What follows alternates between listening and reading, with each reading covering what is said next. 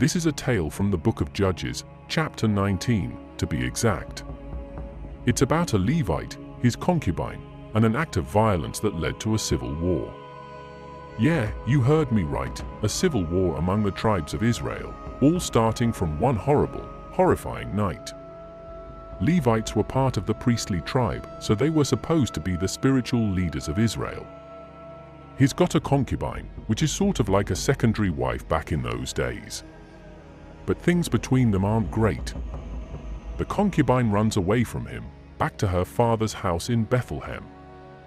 For 4 months, she's there, and eventually, the Levite decides to go after her, to bring her back. He makes the journey to her father's house, and her dad's actually pretty happy to see him. There's this whole thing where the father keeps delaying their departure, 1 day, 2 days, 3 days of hospitality, food, and drinks, until finally, on the 5th day, they leave.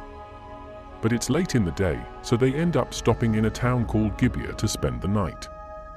Now, here's where things start going downhill. Gibeah is part of the tribe of Benjamin. The Levite and his concubine are in the town square, waiting for someone to offer them a place to stay because, culturally, that's what people did back then. Finally, an old man invites them into his home for the night. He warns them not to stay outside because, apparently, Gibeah isn't exactly the safest place after dark.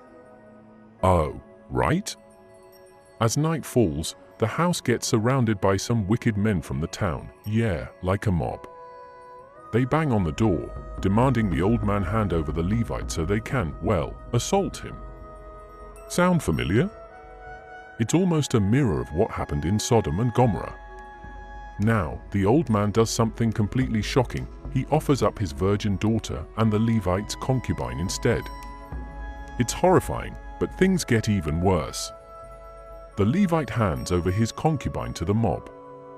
All night long, she's brutally abused by these men. By the time morning comes, she's barely alive. She manages to crawl back to the door of the house, where she collapses. And here's where the story just punches you in the gut. The Levite wakes up in the morning, opens the door, and there she is, lying at the threshold with her hands on the doorstep. He says, "Get up, let's go." But she doesn't respond, she's dead. Now, if that wasn't tragic enough, what happens next sends shockwaves through all of Israel. The Levite takes her body home, and he does something so shocking it almost defies belief. He cuts her body into 12 pieces and sends 1 piece to each of the 12 tribes of Israel. Yeah. He actually dismembers her and sends the pieces across the land as a call to arms, demanding justice for what happened in Gibeah. When the tribes receive these gruesome parcels, they are horrified, and all of Israel gathers together to confront the tribe of Benjamin, who refuses to hand over the guilty men of Gibeah. What follows is a brutal civil war, with tens of thousands of people dying. The tribe of Benjamin is almost wiped out completely. Only a few hundred men survive. It's a story that doesn't get told much in Sunday school for obvious reasons, but it's in the Bible. You can read the whole thing in Judges 19 to 21. It's raw, it's brutal, and it shows just how dark things can get when a society loses its moral compass. In those days, Israel had no king. Everyone did as they saw fit. Judges 21 verse 25. So, after the intense events in Gibeah, you'd think things might cool down a bit, but no, this next story is just as wild, though in a totally different way. We're diving into 1 Kings chapter 13, and this one's all about a prophet who gets a direct word from God, follows through, and then gets caught in a deadly situation. It's a story about how even the righteous can be deceived and how one misstep can lead to devastating consequences. Here's what's going down. In 1 Kings 13, we meet a prophet, a man of God, sent from Judah to deliver a message to King Jeroboam in Bethel. Now, Jeroboam is not exactly the kind of king that's setting a good example. He's built altars to golden calves, leading Israel into idolatry. So, the prophet comes in with a powerful message from God, calling out the king right there as he's offering sacrifices on this altar. The prophet even gives a sign to prove his message is real. The altar splits apart, and the ashes spill out, just like he said. King Jeroboam, of course, does not take this well. He stretches out his hand to order the prophet's arrest, but then something crazy happens. His hand withers right there on the spot. He freaks out and begs the prophet to pray for him, and sure enough, after the prayer, his hand is restored. Jeroboam offers the prophet a reward, invites him to stay for a meal, but the prophet declines. He's under strict instructions from God: don't eat, don't drink, and don't return the way you came. Seems like everything is going smoothly, right? The prophet delivered God's message, obeyed the Lord's command, and now he's on his way home. But this is where things take a sharp, unexpected turn. As the prophet is traveling back, another man enters the story. This guy is also called a prophet, an old prophet living in Bethel. He hears about what went down at the altar and decides to track down this man of God. When he finds him, the old prophet invites him back to his house for a meal. But remember, God had explicitly told the first prophet not to eat or drink anything in Bethel. The man of God refuses, repeating the command he received from God. And then the old prophet does something shocking. He lies. He tells the man of God that an angel of the Lord came to him and said it was okay for him to come back and eat with him. And here's where it gets tragic. The man of God believes him.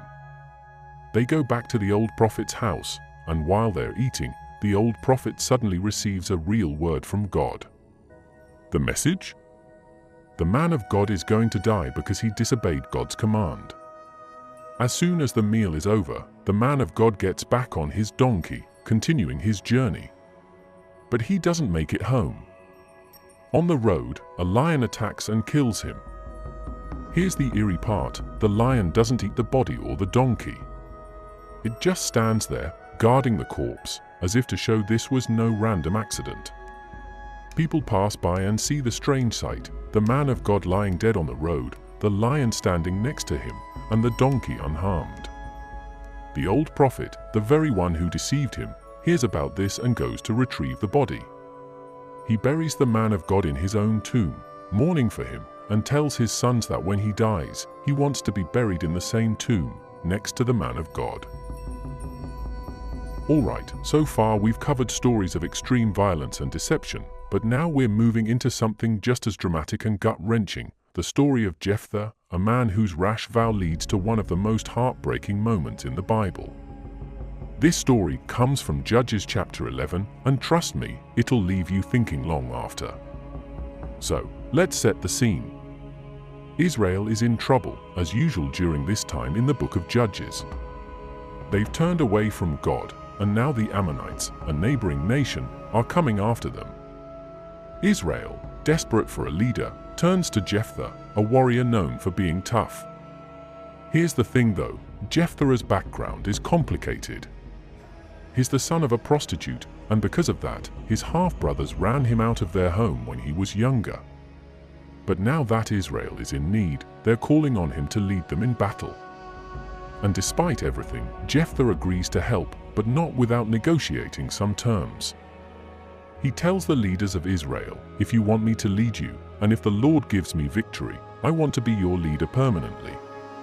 So Jephthah gathers his army, and before going into battle, he does something we've seen many times in the Bible: he makes a vow to God. But this vow?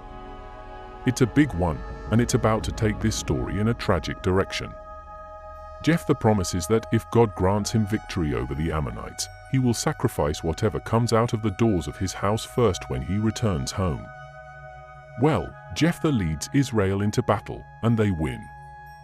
It's a massive victory, and he's riding high. But now comes the part that's tough to stomach. As he returns home, guess who comes out of his house first to greet him? His daughter. His only child. She comes out dancing, celebrating her father's victory, completely unaware of the vow her father made. You can feel the dread build up as Jephthah sees her. He tears his clothes in anguish, realizing the weight of the vow he made. His daughter, upon hearing what's happened, responds in a way that's both heartbreaking and incredibly brave. She asks for 2 months to go up into the mountains and mourn her fate because she will die without ever marrying or having children. Jephthah grants her this time, and after 2 months, she returns. The Bible doesn't go into graphic detail here, but it's clear that Jephthah fulfills his vow. The text simply says he did to her as he had vowed. Now, there's a lot of debate about whether Jephthah actually sacrificed his daughter or if she was condemned to a life of celibacy. But either way, it's a tragic ending, and it all stems from a promise made in the heat of the moment. You can find this story in Judges 11 verses 29 to 40, and it's another example of how the Bible doesn't shy away from the raw, uncomfortable parts of life. Alright, we've just gone through some seriously heavy stories, but now we're shifting gears into something that, on the surface, might seem small, almost trivial, but it carries a huge message. We're talking about the floating axe head. This story comes from 2 Kings chapter 6, and it's one of those moments where God steps into an everyday problem and shows just how much He cares about even the little things in life. Here's what's going on. The prophet Elisha is leading a group of younger prophets, kind of like a school of prophets. They're growing in number, and they decide they need to expand their living quarters. So they head down to the Jordan River to cut some logs and build a bigger space. Everything's going fine, but then one of the guys has a problem. While he's chopping wood, the iron axe head flies off the handle and plunges straight into the river. Now, this might not seem like a big deal at first, but there's a catch: the axe was borrowed. Back in those days, iron tools weren't easy to come by, and borrowing something like an axe was a big deal. Losing it could mean serious trouble. The young prophet panics and calls out to Elisha, "Oh no, my lord! It was borrowed." He's clearly stressed, knowing he's responsible for returning something he can't easily replace. And here's where things get really interesting. Elisha, in his calm, collected way, asks the man where the axe head fell. The young prophet points to the spot, and Elisha does something unexpected. He cuts a stick, throws it into the water at that exact spot, and boom, the iron axe head floats to the surface. Now, think about this for a second. Iron doesn't float. This is a straight-up miracle, but it's not some earth-shattering, headline-grabbing event like parting the Red Sea. It's not a battle won, and it's not a mighty king brought low. This is about a borrowed axe head, something that seems so small and insignificant in the grand scheme of things. And yet, God steps in. This moment shows us something powerful about God's character. He's not just there for the big, life-altering moments, He's also there for the everyday problems, the stuff that keeps you up at night but maybe feels too small to pray about. It's like this subtle reminder that nothing is too insignificant for God to handle. If He can make an axe head float, what else is He willing to do for the small struggles in our lives? Alright, following the story of the floating axe head, we're moving into one of the strangest and, honestly, kind of hilarious moments in the Bible. But trust me, there's more to it than just a funny story. This one comes from Numbers chapter 22, and it's about a man named Balaam, his donkey, and a divine encounter that'll make you rethink how God can speak to people. Balaam is a prophet, but he's not exactly on the same page with God. The story takes place during a time when the Israelites are wandering through the desert on their way to the Promised Land, and they've just had a major victory over a couple of enemy kings. This freaks out the local leaders, especially a guy named Balak, who is the king of Moab. Balak sees what the Israelites have done to their enemies, and he's like, "Yeah, I don't want any of that smoke." So, what does he do? He hires Balaam to curse the Israelites, hoping that'll weaken them. Now, Balaam is an interesting character. He's a prophet for hire, and while he seems to have some connection with God, his heart is in the wrong place. He's all about that paycheck, and when Balak's messengers come to him with an offer of money, Balaam is ready to roll. But here's the thing, God already told Balaam not to go with these guys. God didn't want him cursing his people. Balaam, however, is persistent, and eventually, God tells him to go, but with one condition: only say what I tell you to say." So Balaam saddles up his donkey and starts heading toward Moab. This is where things get wild. As Balaam and his donkey are cruising down the road, the donkey suddenly stops. Why? Because there's an angel of the Lord standing in the way, sword drawn, ready to strike. Now, here's the crazy part. Balaam doesn't see the angel, but his donkey does. And the donkey's like, "Nope, not today," and veers off the road into a field. Balaam is furious and beats the donkey to get her back on track. But that's just the beginning. A second time, the angel appears, this time in a narrow path between two vineyards. Again, the donkey sees the angel, and with no room to turn, she presses up against a wall, crushing Balaam's foot. And again, Balaam beats the donkey. Finally, the third time, the angel blocks the way completely, and the donkey just sits down. She's done. And, of course, Balaam starts wailing on her again. Here's where it gets really bizarre. In that moment, God opens the donkey's mouth, and she straight up starts talking to Balaam. Yeah, you heard that right, a talking donkey. She says, "What have I done to you to make you beat me these 3 times?" And Balaam, instead of freaking out like you'd expect, actually responds. He's so mad he doesn't even realize how insane this conversation is. He says, "You've made a fool of me. If I had a sword, I'd kill you right now." Then the donkey calmly replies, "Am I not your own donkey, which you have always ridden, to this day? Have I been in the habit of doing this to you?" Balaam admits that she hasn't, and at that moment, God opens Balaam's eyes. Finally, he sees the angel standing in the road with a sword drawn. Balaam realizes what's been going on and falls face down. The angel tells him, "I came here to stop you because your path is reckless before me. The donkey saw me and turned away. If she hadn't, I would have killed you by now." This moment is both comical and deeply profound. God uses a talking donkey to stop a prophet from heading down a dangerous path.